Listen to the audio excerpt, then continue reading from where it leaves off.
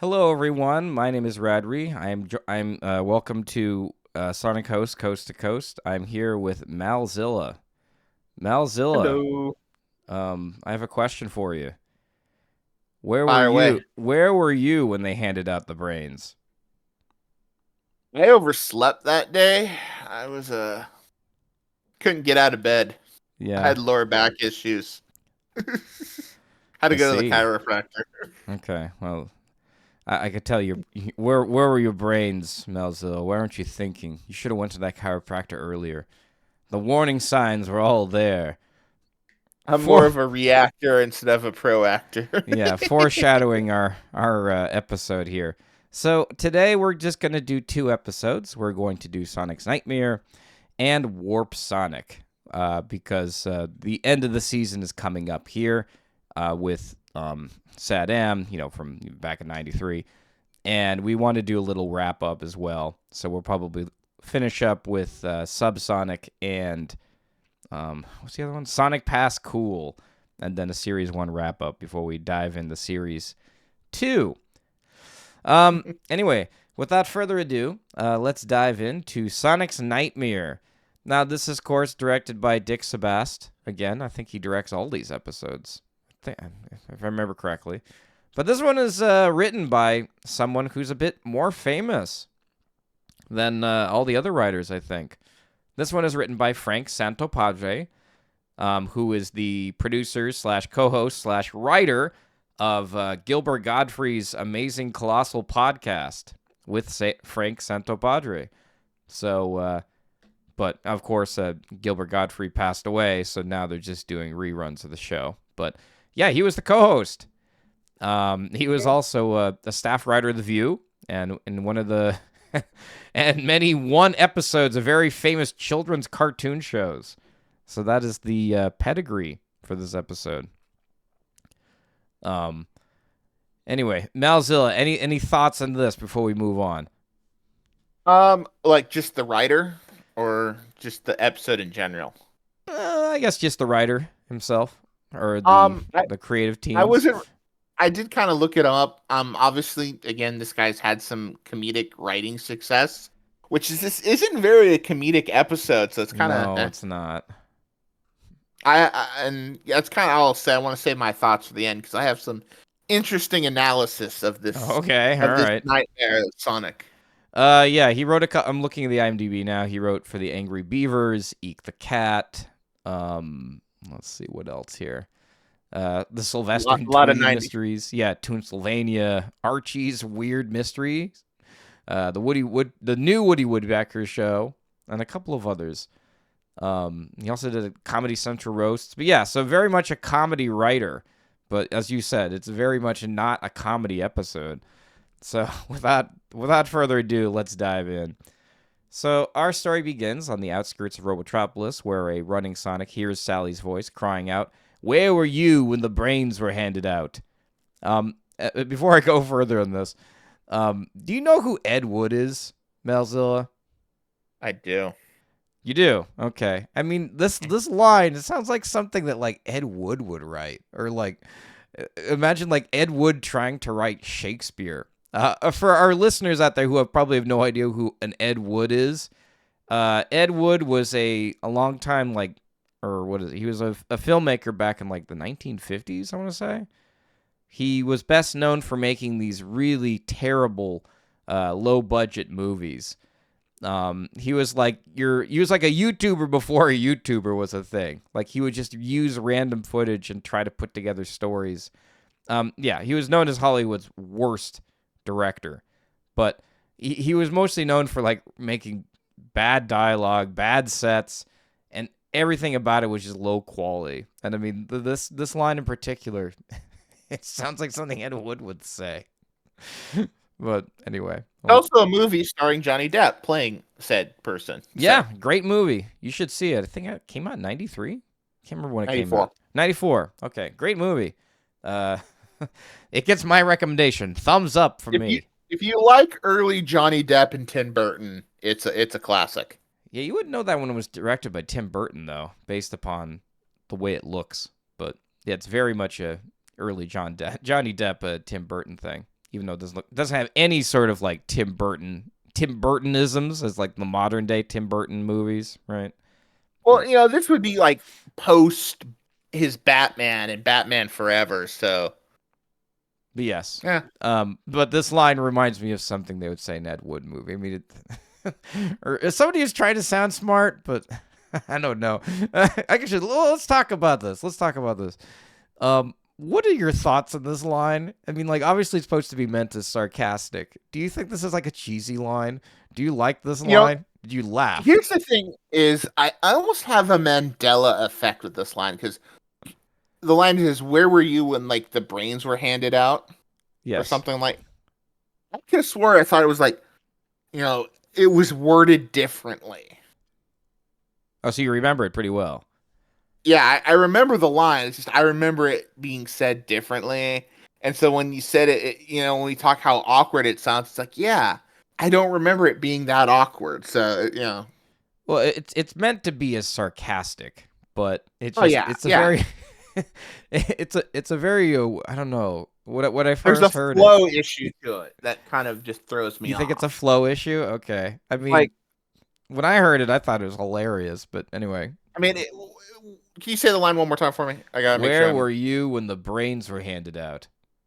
Yeah, it's like I always thought is where were you when they handed out the brains? That's how I always thought it was.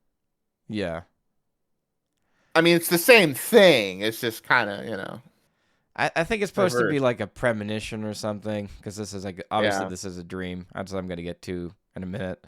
Yeah. Spoilers, it's a dream. So I mean, it's Or supposed is to it a be nightmare? fantastic. Yeah. Yeah. I guess some people would argue it's the same thing. Yeah. However, in a completely different location, we see in the background Sally in the company of Robotnik and two SWAT bots forcing her into a roboticizer pod, high up on a steep mountain ledge that's connected to a very rickety bridge. But back in Sonic's location, he says, "Don't worry, Sal. Here comes the hedgehog." But before Sonic can run any further, he encounters a thunderstorm and gets stuck by Megamuck on his end. It's back! Remember the last appearance of it in the Sonic and Sally episode? I guess The horse came back. I don't think we ever see Megamuck outside of SatAM. This is only strictly a SatAM thing. It's a reoccurring character. But luckily, Sonic makes it out of the Megamuck and he attempts to cross the bridge, and Sally repeats the line. And I mean, they really love this line. They say it like how many times do they say it? Like 3 or 4 times. I guess like this. That's the thing about this show is they love their lines, right? They like repeating this. Was it Bunny's thing is always like, what does she always say? My stars or Sugar Hog and Antoine. My stars. And like Sally's thing is always I have a plan, and Sonic's is juice and jam, and what's Rotor's? Rudder doesn't get a line. He doesn't get a line, obviously. Okay, well, I'm sure there's others that may have lines. I guess I'm not pedantically thinking about their lines. I'm only thinking of the main cast, I suppose. But I guess Rotor is a main cast. Anyway, He's the main cast. yeah, Sonic falls through the bridge to his death, and then Sally comes out of the roboticizer as a cyborg. Now this dream here, this made me think of 2 things. One, Greek myths.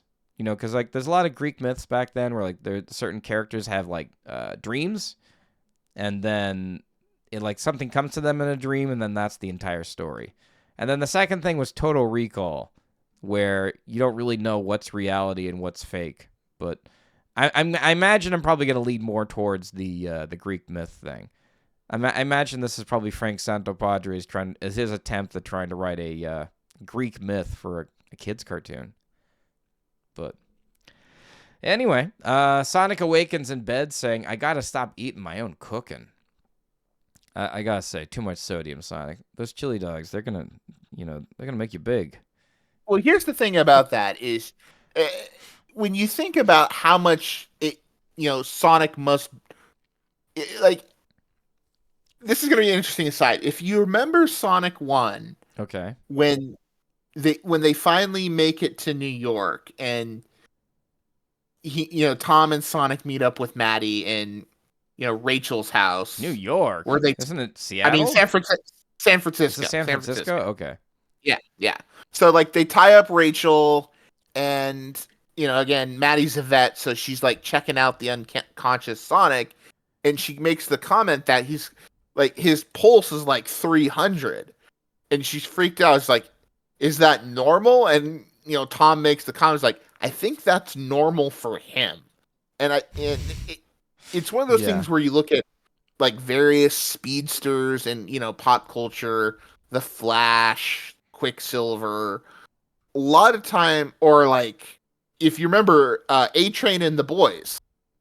Remember one of the recent seasons where he's walking down the hallway like sucking on a big old Shake Shack milkshake, and then Homelander comes up and gives him crap. He's like, I saw you, mowing down a bunch of all the cupcakes in the break room. He's like, hey man, I gotta eat like 40,000 calories a day for my metabolism. It's like, yeah, maybe when you were actually running, now you're just tubby. So basically, long story short, speedsters have these super metabolisms, and they gotta have all the calories to go as fast as they do. So they just eat all the calories. They can have all the carbs, those sons of bitches. Well, the rest of us, Checks they out. can eat all. They can eat all the bread. Yeah, that checks out for me. Makes sense for me. Yeah, that works. So the next day, Sonic asks Rotor about dreams, and Rotor recalls Sally saying that they might reflect one's greatest fears. Sally interrupts them with an urgent message from Nicole that Robotnik plans to use cloud seeding to create acid rain over Mobius.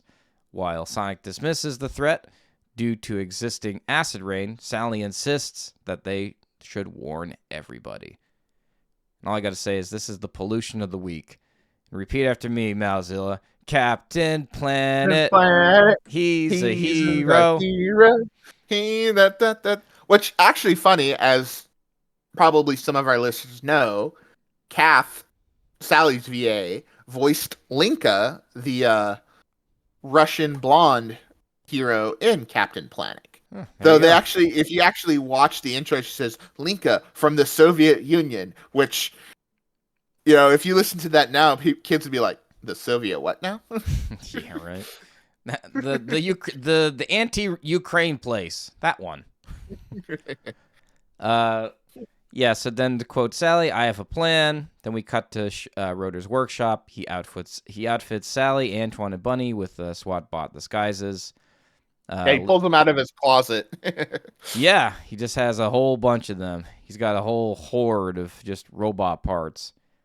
Then later the Cloud Burster, I guess that's like the big blimp that Robotnik is flying. I guess that's the name of it.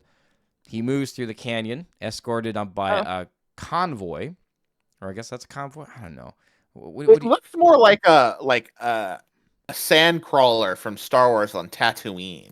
Like he's got his blimp thing later on, but Yeah. when they first get it onto it, it definitely looks more like a sand crawler. Okay. That's just me though. No, you're probably right. Given how many times we say the words Star Wars in the show, so I mean, obviously SWAT bots are supposed to be stormtroopers, So anyway, disguise the SWAT bots. There we go. Sally, Antoine, and Bunny lie in wait. Sally uses a smoke bomb to distract the SWAT bots, allowing the team to sneak on board. However, the team is captured and brought before Snively, who gloats about their impending fate under Robotnik. On the island of Nimbus, this is the name of the island, Sonic searches an empty industrial factory, but only finds rats. Frustrated, he returns to the Great Forest and calls for his friends, but no one responds. Investigating the Cloud Burster's convoy, he discovers Antoine's discarded SWAT bot helmet and follows the convoy's trail. Meanwhile, the SWAT bots arrive at the island of Nimbus to load chemicals into the Cloud Burster. Sally, Bunny, and Antoine, now tied up without their disguises, face Robotnik, who demands to know Sonic's whereabouts. When Sally refuses, Robotnik decides to wait for Sonic to arrive. Nimbus Island. Is this chemical plant zone? Well, see, here's the thing: is I actually had that in my notes, and might as well bring them out. It feels like a fun allusion both to chemical plant with all the tubes and oil ocean zone with the refinery. Kind of feels like a little double homage, if you will. Kind of an interesting little area. Yeah, no. It's like, because they don't take much source material from the game, so I'm wondering if like they use that or if they just came up with that, on the fly or something. But I have thoughts on this, but I'm going to save it till the end of the series. So it's a big thought, so stay tuned for that. About fidelity and multimedia. Or multimedia platforms and their fidelity to other multimedia platforms. I have a big conversation about that. But before we get into that, yeah, let's return. Sonic spots the Cloudburster with Robotnik aboard and races to the island of Nimbus. Robotnik launches a fireball at Sonic, and he tricks it into the water, escaping the glass tube as the island starts to collapse. Surrounded by SWAT bots, Sonic pretends to be stuck in Mega Muck again. The dream! It's becoming a reality, Malzilla! The Mega Muck! Or maybe he doesn't pretend. He actually gets stuck in it. Or he gets out of it. I don't know. Yeah, he fakes it. It was a ploy. I have stuff to say about this at the end. I'll get into it in a minute. All right, so then Sonic outsmarts the SWAT bots, sending them into the water, short circuits, and then he hurries to save his friends. Sonic finds his friends in electrified, not electrocuted, electrified cage, and then learns Robotnik is ready to release Toxic Rain. Paralyzed by visions of Sally's roboticization from his nightmare, Sonic struggles to act. As Sonic urges him to stop the Cloudburster, Sonic gets an idea. Flood it with the factory oil underground. Spinning like a drill, he tunnels underground to activate a generator, leaving everyone unsure about his plan. So one thing I want to point out here. Are we supposed to understand that Sonic is supposed to act and not think here? I'm like really confused by this message. I don't understand like some of the writing behind this. I mean, maybe I don't know. Maybe we should say this to the end. I mean, this is one of my notes mid analysis here. Because I feel like this is a story about being impulsive, but again, I'll save it to the end. Sonic floods the Cloudburster with oil, forcing Robotnik and Snively to evacuate it before it crashes and explodes. The Robotnik tries to fire a missile at Sonic. His damage escape pod prevents it, and he retreats in fury. Bunny sees this and concludes that Robotnik has bought the farm, whatever that means. I don't know this idiom. I don't know where. It's basically died, bought the farm. Well, yeah, I deduce that's what it means, but it's like, where did this come from? Why do people use this? I don't know exactly the origin of it, but yeah. Oh yeah, I mean, I guess this is obviously a Google question that I'm too lazy to Google. I mean, I could just type it on my keyboard and figure it out, but I figured I'd ask you first. Because what's funny? I mean, a little bit of a tangent here. Sometimes when when I talk to people in Japan, right, and I try to speak to them in English, stuff like this drives them crazy. I'll tell you that. It's like, for example, you say, I'm going to edit this. Sometimes people say things like, I'm going to brush this up, right? And you ask these questions like, why did you say brush that up? Like, why did you say bought the farm? Anyway, I guess people don't like saying things in very simple terms. But anyway, that's my tangent for today. I kind of feel like, I'm going to mention, I feel like Antoine with this idiom. What does this mean? Maybe that's what it's like. We're all Antoine by the end of this episode. Anyway, so meanwhile, Sonic uses a power ring to drain the cage's energy, freeing his friends. Okay, I want to put this in here. This made me think of World War Z. Did you ever see this movie? Yeah. Fun fact, World War Z is written by the son of Mel Brooks. Yes, it is. Max Brooks. I've never read it, but I've heard it's good. The book, anyway. The movie with Brad Pitt. it's nothing like, I mean, spoilers for a 20-year-old or 10-year-old movie. I forgot how old it is, but um, this movie's terrible. I really just did not like it. I mean, there's a scene at the very end of World War Z where one of the zombies are there, and if I remember correctly, Brad Pitt has to like stick himself with a syringe to like, and maybe, just maybe, he might be able to, the monster or the zombie might not attack him because he put in the right syringe dose. I forgot exactly what it was, but it was It so at was random. basically to mimic being infected, because that was kind of like they had kind of, you see it in all of the new age zombie, whether it be like The Last of Us or this, where it's like the infected only attack the non-infected. So if you ever see someone, among the heroes who's not getting attacked, kind of like oh no, they're actually infected. Yeah, and I don't know. Like, how does he know that, like, using a power ring is gonna, like, what is it? Disarm the electrified, cage that Sally, Antoine, and Bunny are in. How does he know this? I guess it's like a cross the streams moment from like Ghostbusters, because like you're. Well, I think for him, it's just a case of like it's the power rings and SatAM really are their little Deus Ex Machina. It's like when Yeah, in tell me doubt, about it. when in doubt, use a power ring. We've never tried it. It's worked for us before in other weird situations. Kind of a Swiss Army knife, get out of jail free card. That is very true. I guess I didn't think of that. Yeah. So anyway, what is it? Where'd my notes go? Oh no, I forgot to write that one note. Yeah, so I guess, yeah, they get out. I'm trying to find my notes here. I guess I deleted this. I thought I put it in here because I feel like I had to mention this. No, as Sally and Bunny and Antoine get out of the cage,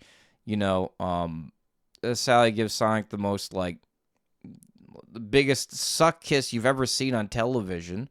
I mean, I guess maybe you wouldn't notice unless you're like looking for smear frames, but this is like one of the most popular smear frames, which should be the thumbnail of this episode. Yeah, hopefully it'll get some clicks, Yeah, my God. Like, I mean, it's so funny, pausing in some of these like smear frames, but that's definitely a good one. Anyway, so back in Knothole, Sally tells Sonic her theory that this nightmare was a warning to think before acting. She soon notices he's fallen asleep, mumbling some sort of praise and it makes Sally blush. And then she realizes she's dreaming about chili dogs, leaving her irritated. End of episode. So my big thought here is I'm really confused with what the message is here. I mean, is this arc complete? I really feel like it needs more. Like, I feel like I need a screwdriver. Like for example, this thing is a machine, right? I need a screwdriver to go in there and like fix some of it. Okay, so I have a similar thought, and I'm kind of glad you brought this up. When I was rewatching this, because I've always kind of remembered the episode, but it feels like there's two episodes going on. Like the whole thing with Sonic's nightmare of Sally getting roboticized feels so removed from the battle on Nimbus Island and kind of just what's going on over there. I thought that the whole Nimbus Island thing was on a different episode until it got to that point. I'm like, oh, this really feels like two thematic episodes that were just kind of sewn together. And it kind of works, but it also kind of it doesn't, because I feel like the whole idea of what is Sonic's nightmare? His nightmare is not being able to save Sally from getting roboticized. Which I think is an excellent concept, by the way. It's an excellent concept that has kind of permuted through the franchise, especially into the Archie comics, and kind of playing off of, the Sonic and Sally episode where they had the robotic doppelganger. There is no, like, once you get past that, the whole SWAT bot cosplay, the sneaking in to stop the acid rain. There's no threat to Sally getting roboticized. And hell, Robotnik just talks about Yeah, how that is very true. patience is a virtue, and it kind of bites him because if he just acted instead of just like ha ha ha, I can wait. Probably could have like just shot him. They were waiting for Sonic for a while, it seemed like, but That is visually it yes. was Yeah, go that on. is again, this is just typical 35-year-old nitpicking show you watched when he was No, no, no, no, no, no, no, no. I 4. think you found it. You have found the hole in this plot because like this sort of thing, it's like this is like an itch I've been trying to scratch. Like, why does this Because they episode not work? But yeah, go on. because they talk about dreams. Yes, he does kind of have his panic attack, but that's like a daydream. And and again, his dream is about Sally getting roboticized, not so much him free. I mean, they kind of do it, but I don't think they did it the proper way. If they legitimately had like Sally strapped in to about to be roboticized, I could see that, but this was just kind of like the next best thing they could do, I guess. I mean, I like this episode. I think there's a lot of fun aspects to it, but I also just think kind of like you got to dock at some points for some, mixed messages. Oh yes, In, no, in, it definitely deserves docked points because, unlike the one we did prior, like the Hooked on Sonics one with Antoine about you talking about how Antoine essentially committed treason and how I changed my letter grade, I based seem to upon be your I seem observation. I seem to have some interesting observations that makes you look at these things completely different. It's kind of hilarious. Oh no, no, no, because like sometimes I'm looking at these things and I'm like, why does this not work? There's something. I mean, each one of these episodes, I'm like, there's always something in each of these that doesn't work. And what is it that's not working? Mind you, I still love the show. I like everything about it. But there are things about it that are like, what doesn't work about this? And stuff like this, it bugs me to no end.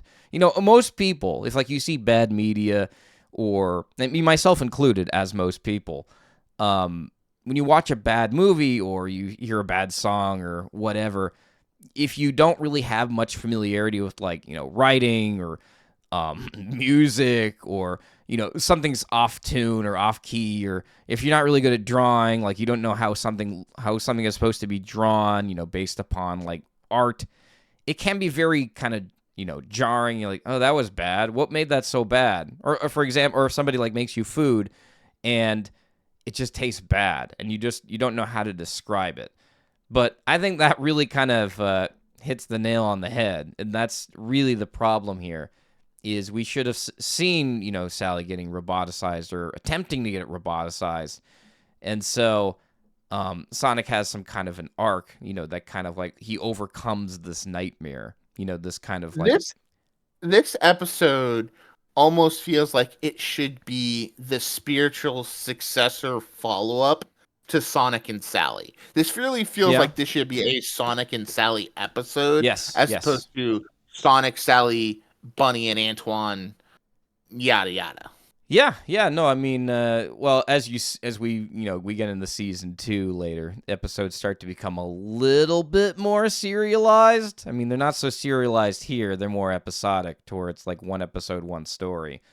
But, uh, yeah, I can see that. Like, there's some good writing here. It's just it kind of needs some mending. I'll tell you one thing. I've been streaming Silent Hill 2 on Twitch, like every day of the week, or every time when I have time to fit it into my Twitch channel. By the way, go follow me on twitch.tv/radculture, stealth plug.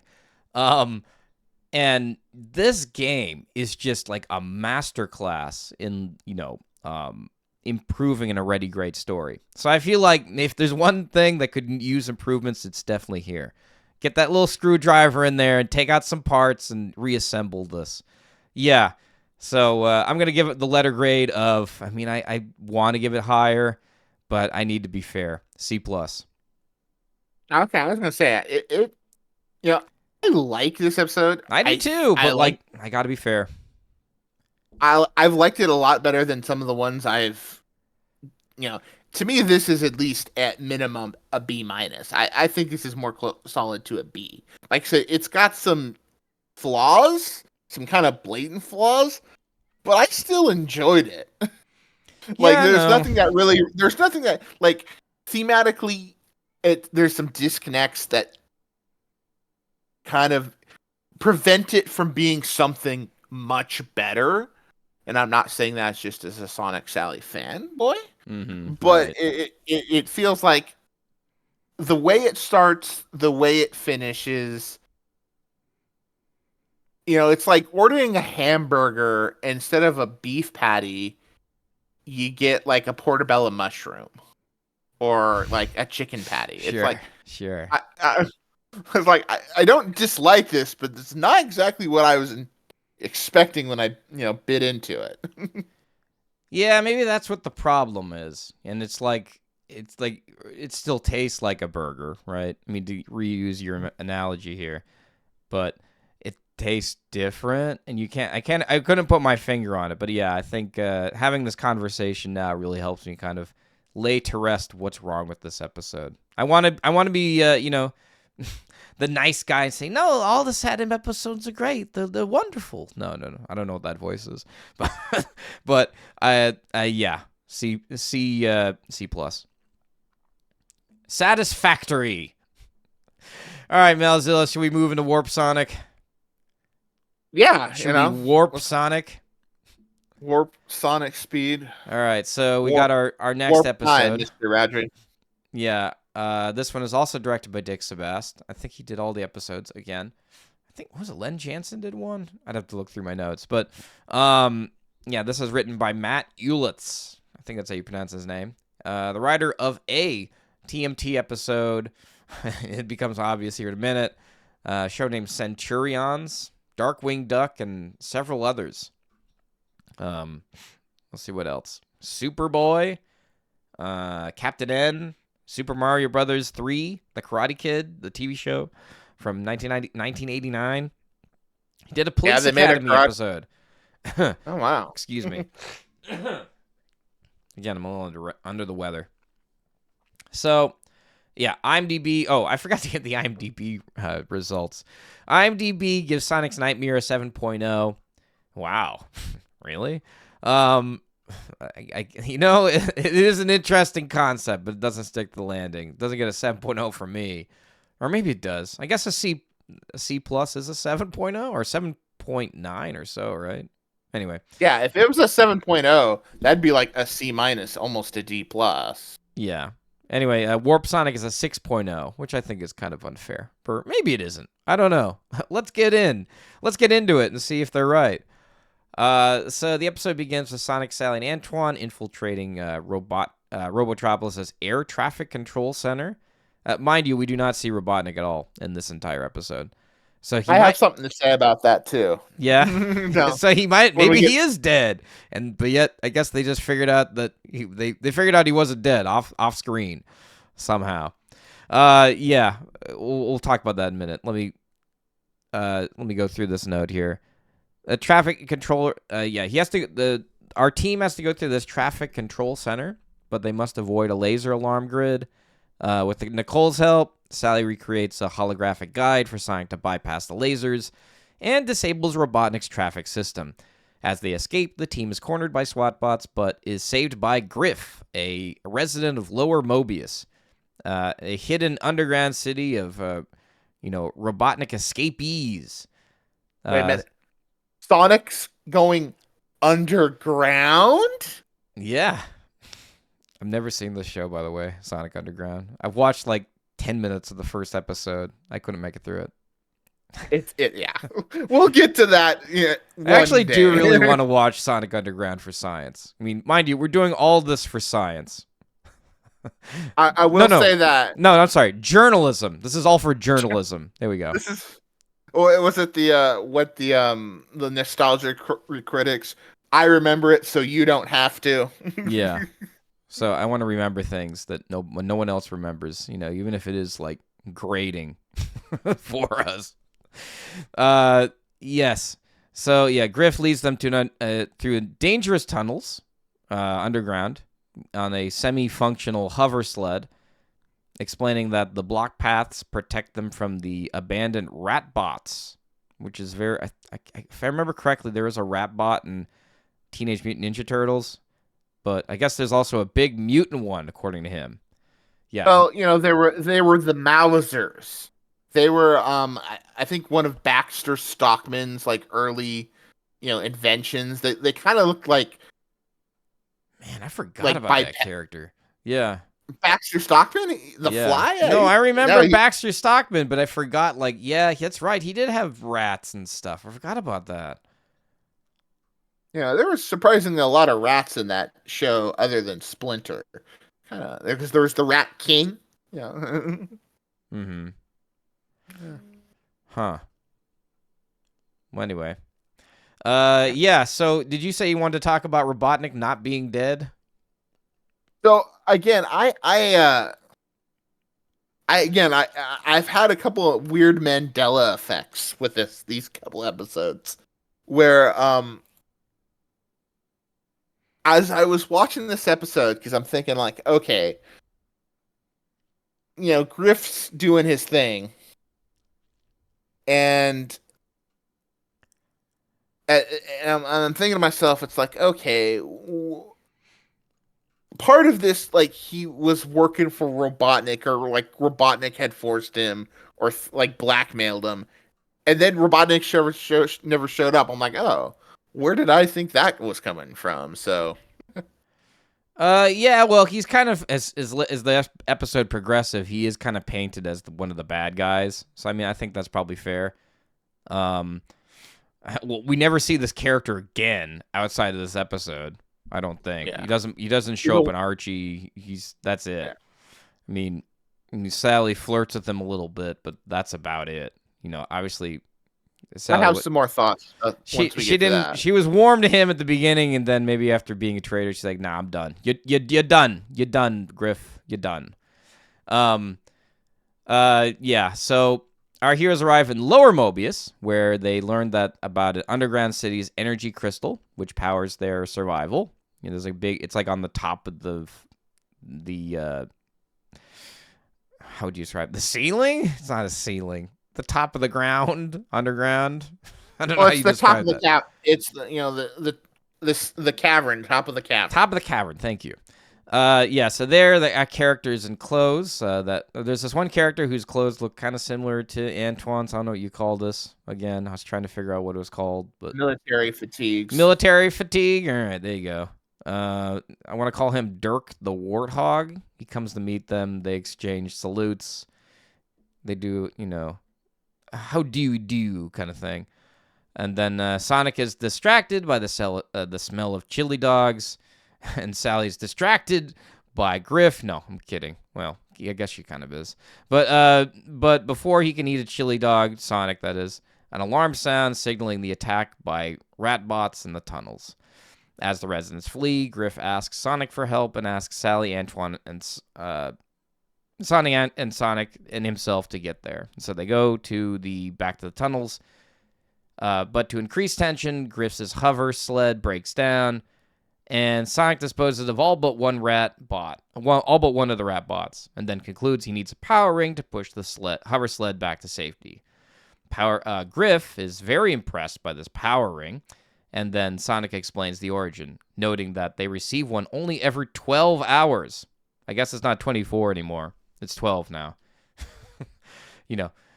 Timing, plots. As Sonic finally tries to enjoy his chili dogs again, the energy supply in Lower Mobius starts to fluctuate, prompting Griff and Dirk to investigate. They discover that their energy supply will run out in about 24 hours. I want to talk about Griff here a little bit. Griff, he's kind of like the antithesis of like who Sonic is, right? I mean, he's tall. He's very brainy. He's kind of I guess he's suave like Sonic, but he's very much not Sonic. I mean, for Sally, wouldn't you say? Yes and no.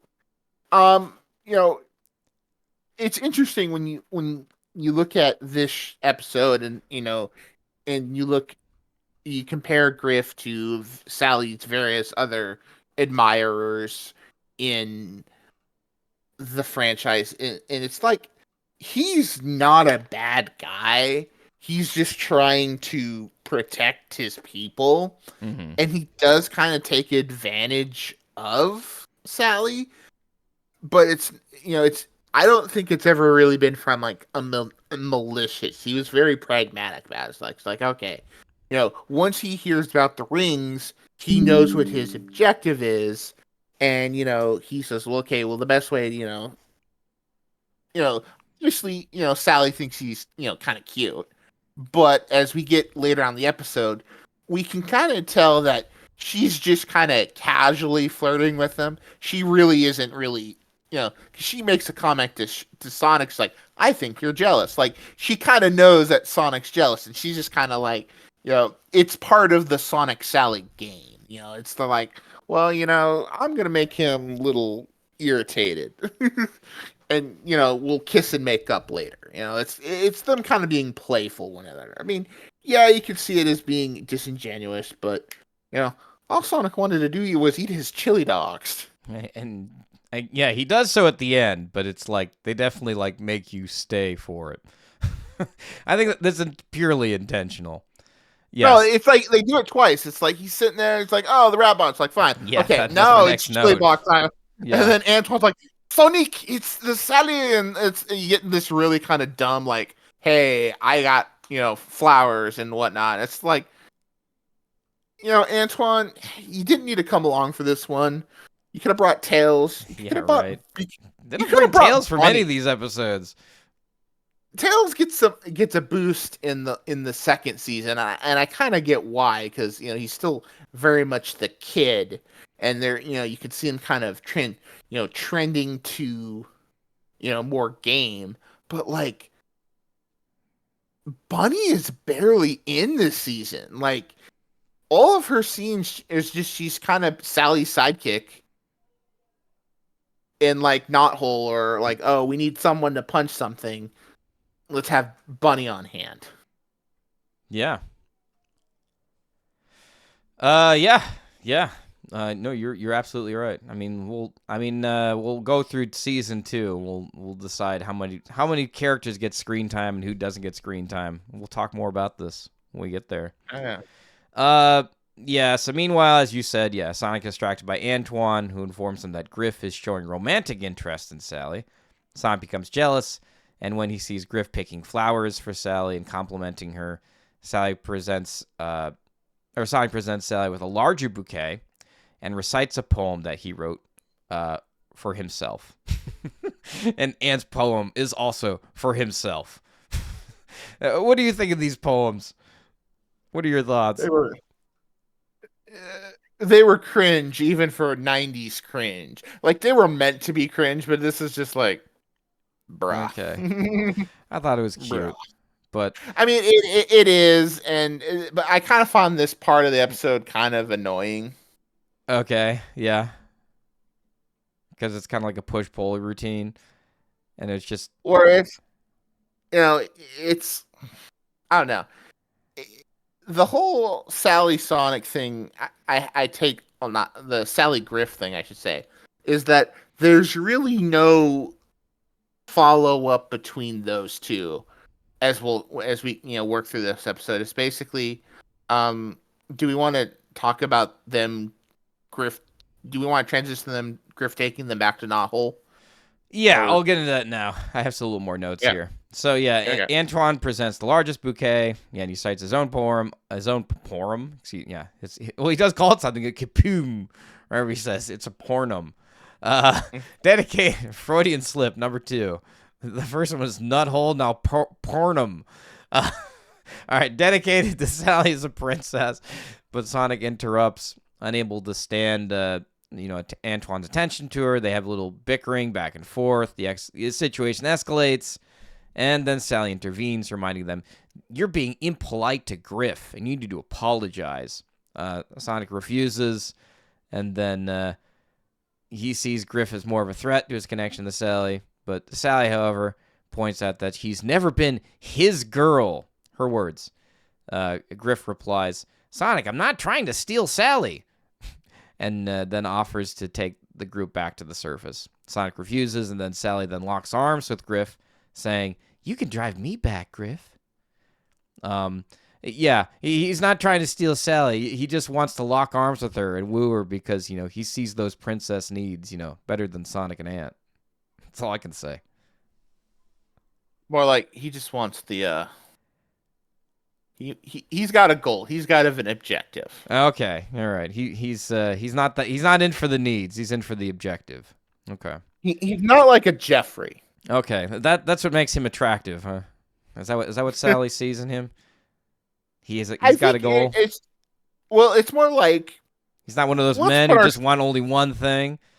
And that one thing is chili dogs. But like if we put ourselves in Sally's shoes, like her main the four male characters that she interacts with are Sonic, Antoine, Rotor, and Tails. Tails is basically some weird amalgamation of younger brother, nephew / son. Like she's taking care of him. It's there's a familial love between them. Mm-hmm. Rotor and Sally they have a pure platonic relationship. Antoine is infatuated with her, and yeah, she knows Antoine's a nice guy, but Antoine's got a bunch of faults and kind of, it's hard to live in Sonic's shadow. Whereas Sonic, the person she does interested, and she's pretty aware that he's interested in her. I think they're both kind of aware, but they don't really talk about it, that they have these feelings for each other. It's just, Sonic's got, again, 90s, and he's got his whole machismo. And, quite frankly, when you're the fastest thing alive, and, you can jog at Mach 1, kind of like, yeah, I'm kind of to quote Ron Burgundy, kind of a big deal. Kind of a big deal. Fair. Perfectly fair. Yes, let's move on. So later, Sally and Griff take a walk, still locked arm in arm. They're all in it at this point. To take to the Lake of Rings, where Antoine attempts to stop them, citing his royal guard to protect the sacred site. However, Sally confidently walks past him with Griff, and at the lake, Sally shows Griff the beauty of the lake, and then a power ring emerges, captivating Griff. Later, while Antoine naps by the lake, Griff secretly swims to the bottom of the lake and then discovers the power ring generator, along with the power rock powering it. He takes the power rock with him and leaves undetected while Antoine remains asleep. As night falls, Snally! Sonic sneaks into Sally's hut, startling her. He admits he's even sneaking into her hut. I guess she trusts him. I guess it's all yeah. Let's put it this way. This is something that they do constantly. This isn't the first time he's snuck into her hut for a nocturnal rendezvous. I guess yeah, they're pretty used to it at this point. I guess she doesn't really even react to it. He admits he has been thinking about their relationship, but Sally brushes it off, teasing him about being clueless. Sonic in turn jokes that he only sees hedgehog perfection in the mirror. She says, "Why don't you go look in a mirror?" She's calling him jealous because, like, she knows, he's, Griff is showing he's not being like super like, like he's not pulling an Antoine. He's being, just kind of like, hey, I got you flowers. It's kind of. And, Sally's a girl. She likes to be, she's leading this rebellion, and it's nice to be fond of her, but, not to the extent that Antoine does. Mm-hmm. So, yeah, and she's enjoying the intention, but she also knows that, this is kind of joking that this is, this is all about, just kind of, she's teasing Sonic. Right. She's Right. she's enjoying. It's like I'm going to enjoy teasing Sonic because I can. Them princess needs. Yeah. Meanwhile, Griff returns to his hover sled and sets his course for Lower Mobius with the stolen Power Rock. Antoine, then waking up from a strange noise from the lake, rushes to Sally's hut to report the gurgling sound from the Lake of Rings. Sonic heads to the lake and dives in, discovering a Power Rock is missing. He tells, Can we talk about one thing? yeah, Both this and this last episode, Sonic swims. oh yeah, that's true. He You does know, swim. it's It's the one canon to thing that Sonic. SatAM. It's the one thing that that like it's the big thing. It's like, oh yeah, Sonic can technically swim, Yeah. breaking the lore. Well, I don't think they really cared about the lore at 93. So, Yeah.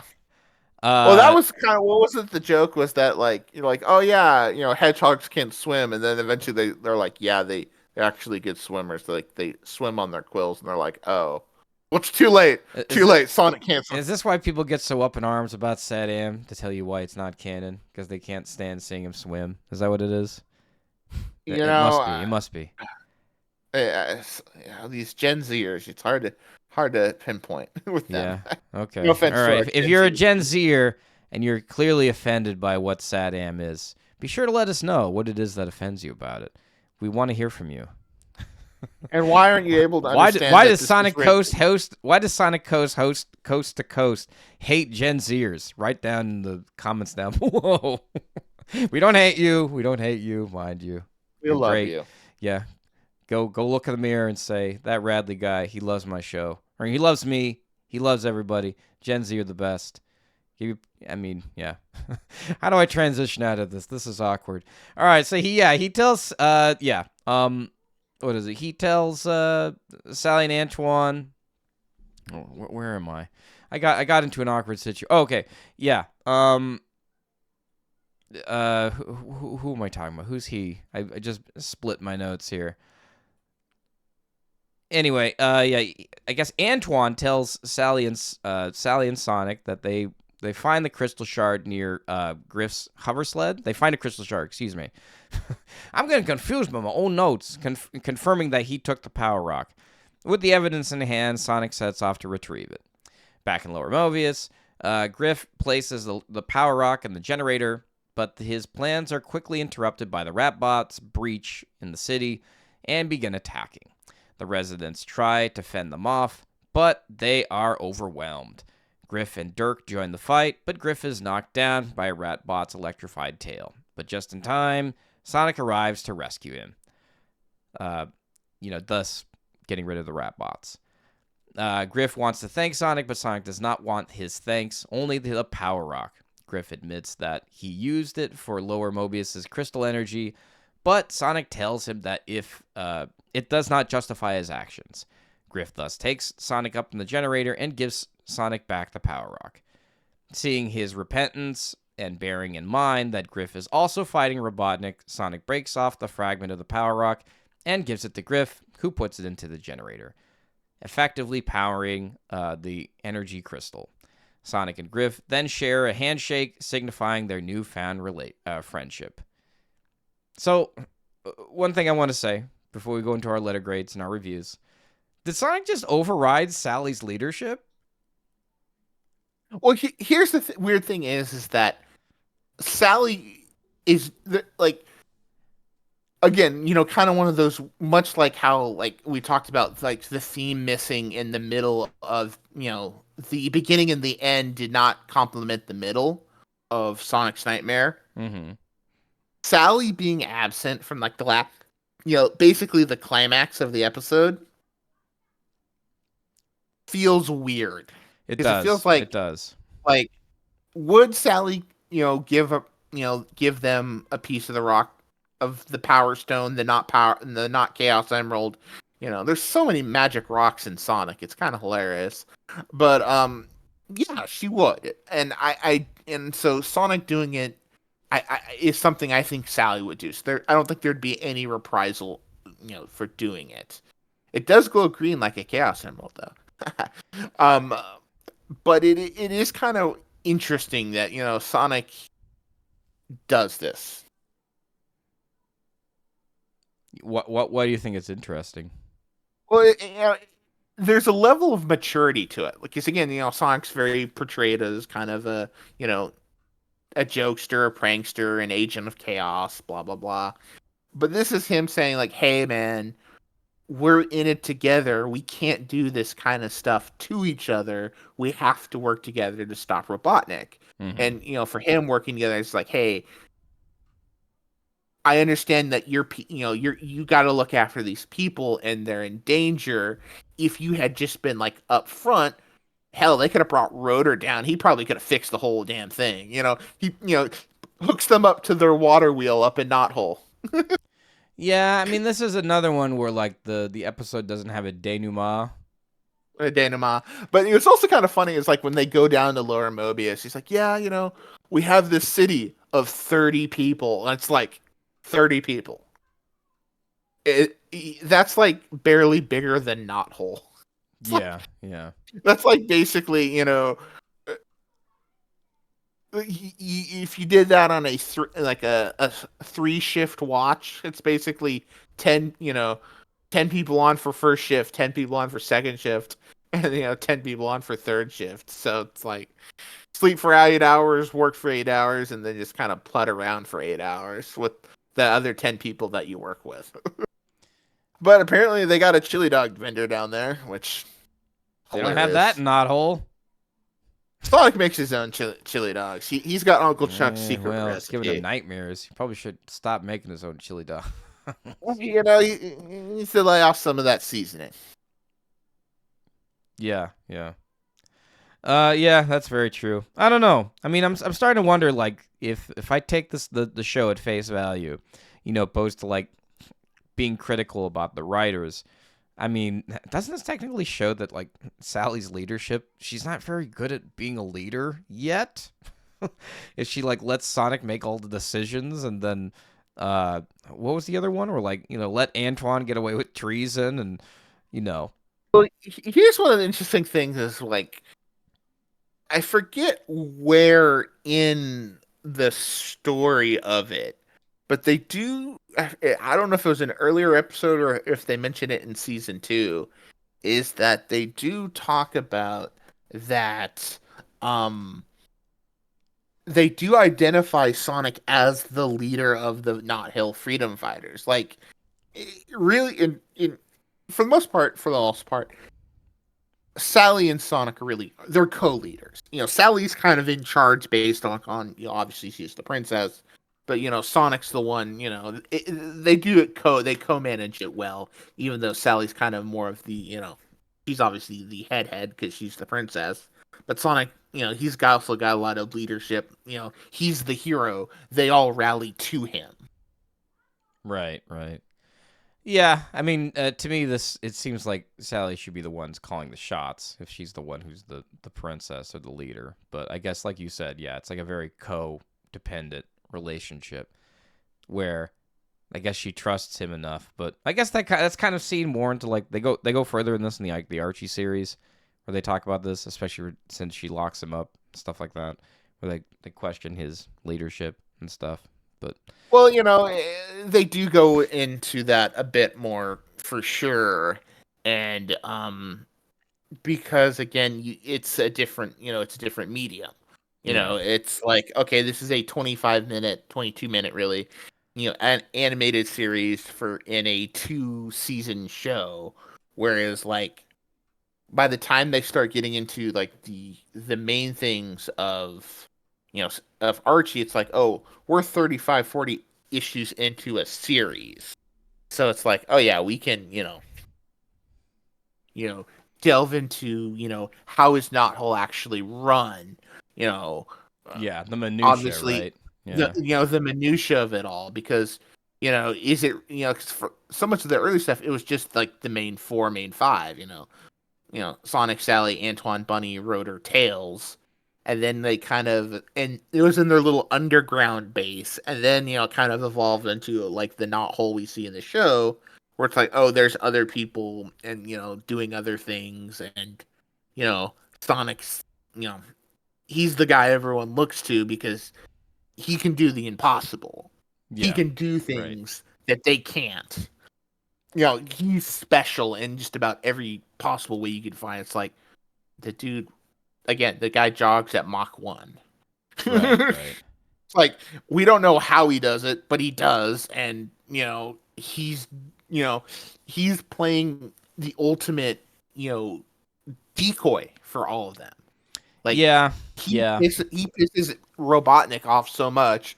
That's why, like, whenever he pops up, Robotnik literally kind of drops whatever he's doing to kill the Hedgehogs. Like, and whenever Sonic pops up, either in SatAM or Archie, that's why all the swap bots or egg bombs or whatever whatever robot lackey at time will go, you know, priority 1 Hedgehog. Mm-hmm. Like again, he's priority 1. Sally's like priority 2. Even though she's in her own way a bigger threat than Sonic on a different level, Sonic's still priority number 1 because he's got the power and the speed. Yeah, that's fair. I mean, he's more of the secret weapon than Sally is. That's for sure. Well, She's it was something. It's kind of interesting, if we, since we're talking about Archie a little bit, kind of when they do the whole Mecha Sally thing, and Mecha Sally in her first form, it looks very much, and I guess if I remember what Ian said when he had his first bit of Lost Hedgehog's Tale, was that when they were going to heal Sally, because Eggman mechanized her, and as he was, weaponizing her, he basically disassembled her and, rebuilt her into a new form. And as he was doing it, he talks about how that really, without her, there's no Freedom Fighters, because she was the brain. Yeah, he was doing battle with Sonic, but he fully realizes he was just your weapon, and now I have you. And that's why he kind of gave Mecha Sally, especially after he weaponized her, with that weirdly dumb headcanon of hers. And he gave her a lot of autonomy. Like, if we ever do get into those Archie, the final days of the pre reboot, Sally has enough. Mecha Sally has enough memories of who and what she is that she cuts deep, especially to Amy and Sonic. Like, she throws some daggers at them. Like, Yeah, I'd like to read them. wow. I haven't actually read them. I've only seen pictures. I need to get into that deep. So I do want to go there. So If you're willing to sail the seas, there be an island of Archie Sonic. I'm willing. But yeah, so I don't know. Letter grade, Malzilla. I think I'm gonna give this a B minus. This again. It's a fun episode. I think I liked Sonic's Nightmare a little bit better, but it's still fine. It's still good. It's not terrible. I wasn't bored. Griff is kind of, he's sympathetic, but he's kind of like, I have to play the honeypot to get the information he needs. It would have been funny to see. It would have been really nice to see Sally kind of confront Griff, at the end, to kind of, Yes, I agree with that. I think that is a missed opportunity. But Yeah. there are much worse episodes in the series than this. Oh yes, There's yes. I think we're gonna get, and I told you something. I had a revelation about season 1. You didn't agree with it, and I can't wait to talk to you all about it when we get to it. Probably in the next week or so. But yeah, you might all I think don't I'm know. crazy. You might think I'm We'll talk about it. We'll talk about it. So stay tuned to the next episode of this recording when we do Subsonic, and then we do what's the other one? Sonic Pass Cool. Great titles, guys. I don't know. I imagine they probably weren't given much direction. Yes. So I guess my letter grade, I don't know. If I had to be fair, I mean, I enjoyed it. It was okay. But I guess if there's one I need to skip, it's probably this one. I'm gonna give it the same grade I gave Sonic's Nightmare, C+. Well, let me ask you this: would you rather watch this or Harmonic Sonic? I'd rather watch this. Yeah, that's what I figured. I don't know. Harmonic Sonic, I was waiting for that to end. It's like, where's the fast forward button? Like, what are they doing here? Like, I already know what that's going to happen. I already know how they're going to get back. I already know everything that's going to happen. There's no reason to watch this. But It's a weird episode. I kind of love it, though. Yeah, that's fair. That's fair. But anyway, yeah, be sure to follow us on our socials down below. Join our Discord. Tell us about who you are. We've had some new coasters join us, and they've made our Discord a much brighter place. We've had a few discussions, and it's getting a little bit more lively. And we'd love to have you all a part of it. I do kind of want to give you.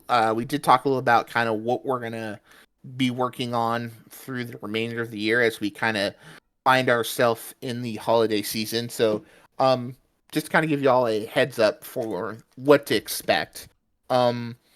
Next Monday, you might be listening to that podcast before you listen to this one, depending on how quick we get these things edited and uploaded.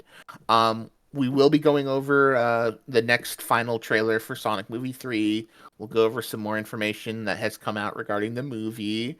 We'll maybe talk about the new song that they by Jelly Roll that seems to be having the fans in an uproar, because when are Sonic fans not in an uproar? Well, not one in particular. I'm part of that uproar, I think. we'll talk more about that. Again, next, we'll do our standard, we'll do the next 2 episodes. We'll give our final thoughts for SatAM, or SatAM Season 1. But then we're going to take a little break from SatAM for a couple weeks, because we are going to do review recaps of Sonic Movie 1 and 2. I don't know. I think we're pretty much going to do them one at a time. I think it'll be maybe a little different than how we do these ones, but it'll be kind of a lot of the same. We'll probably act by act kind of go over it and, talk about what went right, what went wrong, but went right in such a way that now we're here in Sonic 3. Then we're going to take about a week or so off, kind of the end of December. Both Radrey and I will be out of town for the holidays. And then we're going to do our big, Sonic 3 panel review. I know Chevelle has, we've reached out to Chevelle. She's going to come back. She wants to talk with us about it. And I have a couple other people interested. So you'll get a few more opinions than just Radrey and mine. So, yeah, we'll probably aim for that either end of December, early January. And then kind of once we finish that up, we'll hop back into the SatAM time machine and hit up Season 2 and see how things have changed. Because there are a lot of changes from Season 1 to Season 2. Yes, there is. We'll get there when we get there. So, yeah. I got a question for you, Malzilla, to close us out. Where was I when they handed out the brains? You got it. All right, see you guys. See ya. Bye. Bye. Sonic, where were you when the brains were handed out? Brains, brains, brains.